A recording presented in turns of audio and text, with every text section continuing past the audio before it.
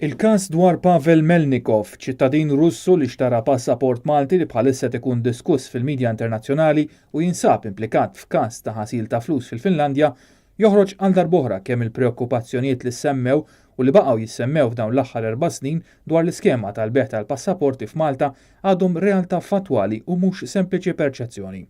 Il-gazzetta Il-Mument tirrapporta li dan Melnikov qed iqanqal diskussjoni tant kbira li l-gazzetti ewlenin fir-Russja u fil-Finlandja wettqu investigazzjoni dettaljata dwar dan il-personaġġ li dejjem samruħu il-bot mill-pubbliċità minkejja li ilu snin involut fid-dinja tal-kummerċ f'pajjiżu u fatt ta' pajjiżi oħrajn, imma fl-aħħar snin esklusivament fil-Finlandja.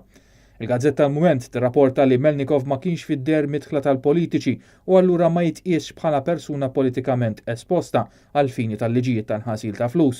Iżda il-fatt li kien aġevolat bil-kbir fin-negozju tiegħu mill-Gvern tar-Russja jitfa' dawl ieħor fuq il-manuvri u l-movimenti tiegħu. Fost oħrajn, Pavel Melnikov ingħata dritt li jistalla meters tal-ilma manifatturati minn kumpanija tiegħu fl-appartamenti kollha tal-pajjiż u li permezz tiegħu sar biljunarju f'ħakkatejn.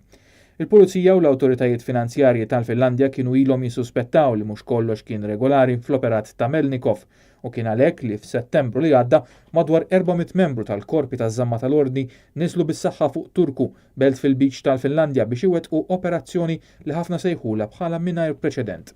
Operazzjoni massiċċa li kienet saħansitra tinkludi no-fly zone u pratikament l-inħawi kienu siġillati għal pubbliku.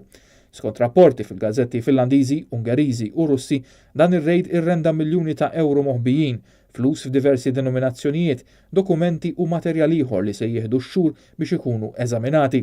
L-intriċi ta' Melnikov fix-xhur li ġejjin mistennija jinkixfu kollha, iżda dawk li jagħmlu due diligence għal identity Malta minn dan kollu ma kienu xammew xejn għaliex hu ngħata ċittadinanza Maltija u bekk sar Malti.